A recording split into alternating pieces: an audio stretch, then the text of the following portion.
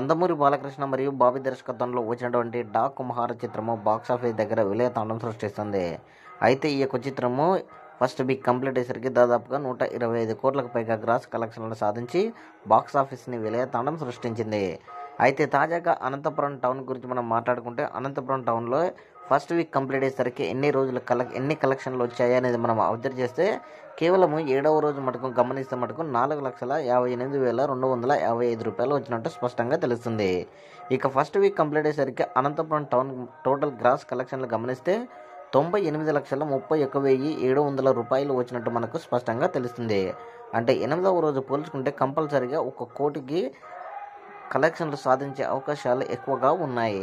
మొత్తానికి లాంగ్ రన్లో కూడా ఈ యొక్క చిత్రము అనంతపురం టౌన్లో దాదాపుగా 1,50,00,000కు పైగా సాధించే అవకాశాలు ఉన్నాయని ట్రెండ్ వర్గాలు విశ్లేషిస్తున్నారు. మరి అనంతపురం టౌన్లో ఈ యొక్క కలెక్షన్లు రావడంపై మీ యొక్క అభిప్రాయాన్ని కామెంట్ సెక్షన్ కూడా తెలియజేయండి.